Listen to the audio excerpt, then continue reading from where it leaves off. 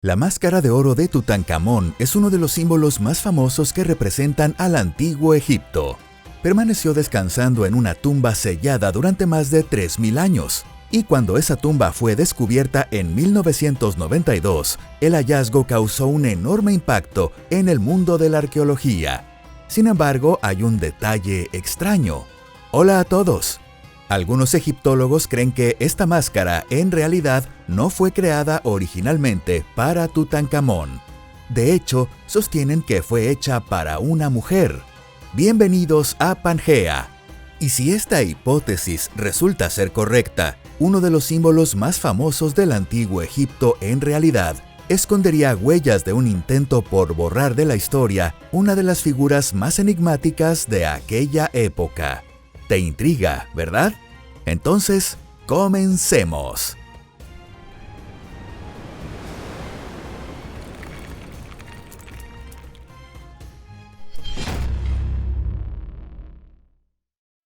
¿De qué máscara estamos hablando? Existe la creencia errónea, bastante extendida, de que han llegado hasta nuestros días cientos de momias de faraones, sarcófagos y máscaras de oro. Por desgracia, a lo largo de los 3 a 4000 años de historia, en las tierras del antiguo Egipto se sucedieron incontables guerras, saqueos, conflictos políticos y desastres naturales. Y como resultado, hoy en día solo se conservan entre 30 y 40 momias de faraones.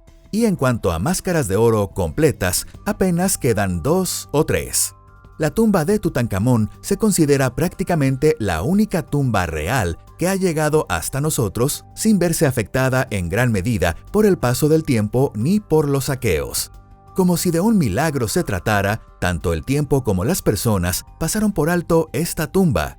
La tumba del joven faraón Tutankamón fue descubierta en 1992 en el Valle de los Reyes por el arqueólogo británico Howard Carter.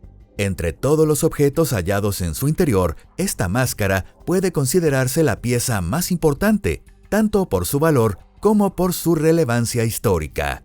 En la historia del arte y la cultura egipcios, la máscara de Tutankamón ocupa una posición de honor comparable a la del busto de Nefertiti. La máscara de Tutankamón está hecha de oro de altísima pureza, de 23 quilates. Cabe señalar que el valor máximo de pureza del oro en joyería es de 24 quilates. La unidad de quilates se utiliza principalmente en los países anglosajones y en Asia, mientras que en Europa se emplea el sistema de milésimas para indicar la pureza. Una pureza de 999 corresponde a 24 quilates. El oro de 24 quilates es extremadamente blando y se raya con facilidad. Por ello, los artesanos joyeros añaden metales de aleación como plata, cobre, níquel o paladio para aumentar su resistencia. En el antiguo Egipto, el metal de aleación más utilizado era principalmente el cobre. La máscara de Tutankamón pesa 10,23 kilogramos, lo que equivale a aproximadamente 328,9 onzas troy de oro. La máscara mide 54 centímetros de alto, 39,3 centímetros de ancho y 49 centímetros de profundidad. Imagínalo, esta máscara ha permanecido junto a la momia del faraón durmiendo intacta durante más de 3000 años desde su entierro, que tuvo lugar alrededor de los años 1323 a 1324 antes de nuestra era.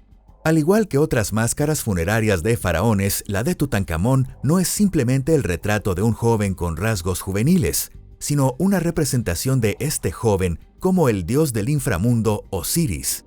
Como es lógico, dado que el faraón era considerado la encarnación del poder divino en la tierra pecaminosa, los artesanos de la antigüedad no tenían derecho a representarlo como a un ser humano común. Debido también a esta inevitable estilización, la ya de por sí compleja historia de la máscara de Tutankamón se vuelve aún más enrevesada. Un poco de luz sobre una historia envuelta en sombras. Por supuesto, aquí no pretendemos adentrarnos en los intrincados detalles de las vidas entrelazadas de los faraones egipcios, pero aún así es imposible continuar sin tocar algunos puntos clave de lo ocurrido hace 3000 años. También debemos mencionar a Nefertiti, la gran esposa real del faraón Akenatón, quien gobernó Egipto entre los años 1351 y 1334 antes de nuestra era. Este faraón es conocido por haber proclamado al dios del disco solar Atón como deidad suprema, dando inicio a lo que se conoce como el período de Amarna. Muchos especialistas en la historia del antiguo Egipto consideran que fue precisamente Nefertiti quien impulsó esta revolución religiosa. Además, existe una teoría bastante aceptada que sostiene que, tras la muerte de Akenatón, la gran esposa real Nefertiti gobernó Egipto durante aproximadamente 2 años bajo el nombre de Neferneferuatón. Y después de Neferneferuatón, Tutankamón ascendió al trono con tan solo 8 o 9 años de edad, gobernando Egipto entre los años 1332 y 1323 antes de nuestra era. Es decir, cuando murió tenía alrededor de 18 o 19 años. Durante el reinado de Tutankamón, la religión volvió gradualmente a su forma anterior, y el dios Amón recuperó su posición como deidad suprema.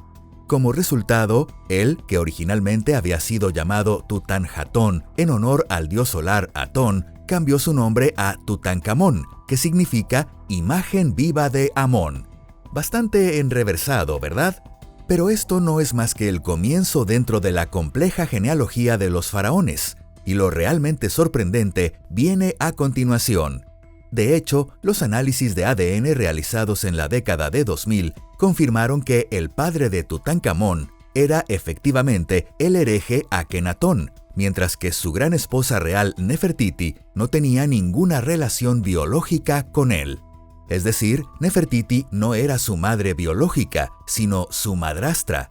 Según los datos de ADN, la verdadera madre del futuro faraón fue una mujer identificada como una de las hermanas de Akenatón, cuya momia fue hallada en la tumba KV35 y conocida como la Dama Joven.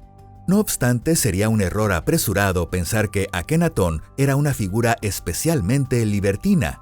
En la realeza de aquella época, los matrimonios entre parientes cercanos no eran algo excepcional, sino una práctica bastante común, casi parte del propio sistema. Estos matrimonios tenían como objetivo evitar la dispersión del poder hacia el exterior y preservar lo que se consideraba la pureza de la línea de sangre. Sin embargo, la otra cara de esta práctica queda claramente reflejada en la propia historia de Tutankamón, y los impactantes detalles de su muerte prematura han llegado hasta nuestros días.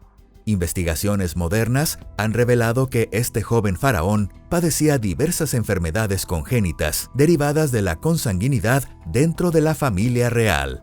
Sufría graves problemas óseos, como deformaciones en los pies, pie equinovaro y una cojera pronunciada, y no es casualidad que en su tumba se encontraran más de 100 bastones que probablemente utilizó en vida. Además, el ADN de su momia muestra evidencias de una infección grave de malaria, y poco antes de morir también había sufrido una fractura en la pierna. Para un organismo con el sistema inmunitario debilitado, una lesión de ese tipo podía resultar fácilmente mortal. Y así, el joven gobernante de Egipto puso fin a su vida con apenas 18 o 19 años. El debate sobre el origen de la máscara. Ahora bien, volvamos una vez más a esta máscara.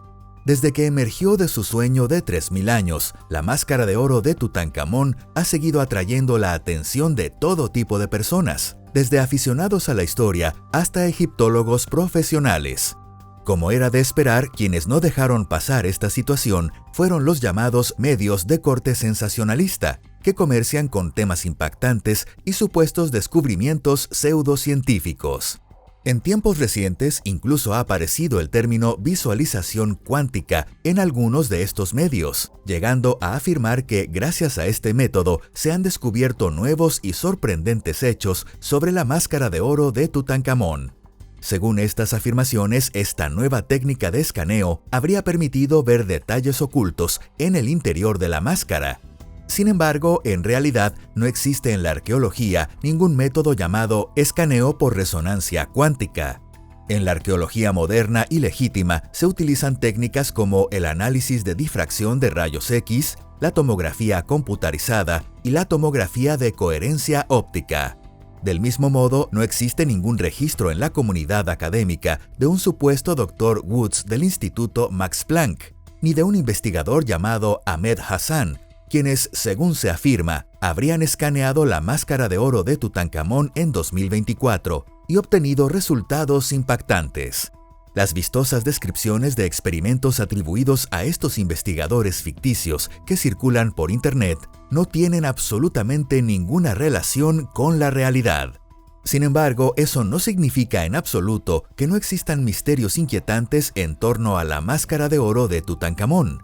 De hecho, las pruebas apuntan a que la posibilidad de que la máscara haya sido sustituida por otra ya habían sido señaladas mucho antes de que los medios comenzaran a alborotar con supuestos resultados de escaneos por resonancia cuántica. Esta sorprendente hipótesis fue propuesta por el egiptólogo británico Nicholas Reeves.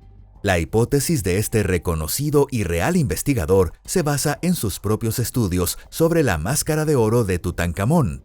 Nicholas Reeves centró su atención en los jeroglíficos del cartucho de la máscara, que indican el nombre del joven faraón, donde observó evidentes rastros de modificaciones. El análisis reveló que la inscripción del cartucho del faraón había sido alterada, y utilizando métodos arqueológicos que hoy en día ya son estándar, logró descifrar fragmentos de la inscripción original que habían sido cuidadosamente eliminados por artesanos de la antigüedad. Como resultado, se descubrió que algunas formas gramaticales del texto original correspondían a formas femeninas. Además, causó sorpresa el hecho de que los agujeros en los lóbulos de las orejas hubieran sido tapados con oro. Los artesanos antiguos parecieron intentar ocultar así los orificios que habían sido abiertos anteriormente, pero las huellas de la intervención seguían siendo visibles. Y lo que es más, la posición y el tamaño de esos orificios se asemejaban más a la costumbre femenina de perforarse las orejas para llevar pendientes.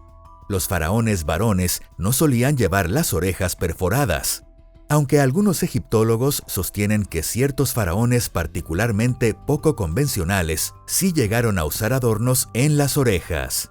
¿Podría haber sido Tutankamón uno de esos casos excepcionales? En ese caso, ¿por qué habría sido necesario ocultar los agujeros de las orejas rellenándolos con oro? La hipótesis de Nicholas Reeves.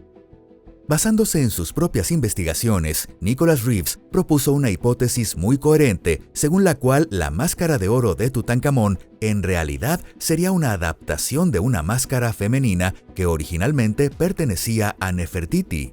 Se cree que tras la muerte de su esposo Akenatón, ella gobernó Egipto como faraón mujer bajo el nombre de Neferneferuatón, y las circunstancias de la muerte de Nefertiti, o más exactamente del faraón mujer Neferneferuatón, permanecieron profundamente envueltas en el misterio. De hecho, este periodo está considerado como uno de los más enigmáticos de toda la historia del Imperio Nuevo. Del mismo modo, la muerte de Tutankamón, que falleció con apenas 18 o 19 años, también está rodeada de misterio. A pesar de las numerosas lagunas que presenta esta historia, hay un hecho incuestionable, y es que su muerte fue repentina. A una situación ya de por sí compleja, se sumó el hecho de que el joven faraón no dejó un heredero directo, lo que convirtió este periodo en un escenario perfecto para intrigas políticas. Quien aprovechó este caos fue el ya anciano alto funcionario de la corte Ay, quien se apresuró a casarse con la viuda de Tutankamón, Angesenamón. Por ello, este astuto cortesano no dudó en eliminar incluso a un príncipe hitita que se dirigía apresuradamente hacia Egipto desde el reino hitita para contraer matrimonio, respondiendo a la solicitud de la afligida viuda. Para el nuevo faraón que ascendía al trono, la primera obligación era llevar a cabo el funeral de su predecesor. En el antiguo Egipto existía una estricta tradición que exigía momificar el cuerpo del faraón en un plazo de 70 días. Este periodo estaba vinculado al mito del dios Osiris y al ciclo de la estrella Sirio, como un tiempo simbólico de regeneración tras la muerte. Durante este tiempo era necesario preparar el cuerpo para la otra vida, acondicionar la cámara funeraria, el sarcófago y la máscara funeraria, y completar además los preparativos de numerosos rituales complejos. Desde el mismo momento en que un nuevo faraón ascendía al trono, ya comenzaban los preparativos para su propio funeral. Sin embargo, en esta ocasión, la muerte fue repentina y no había nada preparado, una situación completamente desesperada. Según la hipótesis de Nicholas Reeves, el nuevo faraón llegó entonces a la idea de utilizar la máscara de oro de otro miembro de la realeza, o incluso de otro faraón que ya estuviera terminada. En ese momento ya habían pasado más de 9 años desde la muerte de Nefertiti, quien había gobernado bajo el nombre de Neferneferuatón, y su máscara de oro junto con otros objetos funerarios debían haber sido depositados en su tumba junto a la momia. A partir de estos hechos, Nicholas Reeves sugirió que la máscara utilizada para esta modificación urgente podría haber sido precisamente la de Nefertiti. Existen además otras pruebas que indican que los preparativos funerarios de Tutankamón se realizaron de manera apresurada. Por ejemplo, los egiptólogos han señalado que las esquinas del sarcófago exterior de cuarcita presentan ligeros daños. Se cree que esto pudo deberse a que se recortaron para poder introducirlo por la estrecha entrada de la cámara funeraria, ya que no hubo tiempo para rehacerlo con mayor cuidado. Sin embargo, lo más importante es que la tumba del faraón mujer Neferneferuatón aún no ha sido descubierta. Su propio nombre fue prácticamente borrado de las inscripciones de épocas posteriores. Algunos investigadores incluso cuestionan la propia existencia de su reinado, pero lo más probable es que su periodo de gobierno formara parte de lo que las dinastías posteriores quisieron borrar para siempre, el llamado periodo herético. Como prueba de ello, se intentó eliminar de la historia incluso a Nefertiti, la gran esposa real del faraón Akenatón, quien había llevado a cabo reformas religiosas consideradas subversivas, y que además había sido su colaboradora. Su nombre fue a menudo completamente o parcialmente borrado de los relieves. Aunque su nombre no aparece en las listas reales, a diferencia de Neferneferuatón, el nombre de Nefertiti sí se conserva en numerosos relieves del periodo de Amarna. Y por supuesto, la prueba más famosa de la existencia de esta mujer egipcia, considerada una de las más bellas de todos los tiempos, es el busto de Nefertiti. Este fue descubierto en 1912 en el taller del escultor del antiguo Egipto Thutmose. Actualmente, este busto se conserva en el Neues Museum de Berlín. Visto de este modo, la posibilidad de que la máscara de oro de Tutankamón sea en realidad una adaptación de la máscara del faraón mujer Neferneferuatón resulta muy elevada. Esta afirmación cuenta con pruebas bastante convincentes obtenidas mediante métodos tradicionales no invasivos, como la radiografía y la microtomografía. Si te ha gustado este video, no olvides darle a me gusta y compartirlo con tus amigos. Gracias por ver el video. Hasta la próxima. Adiós.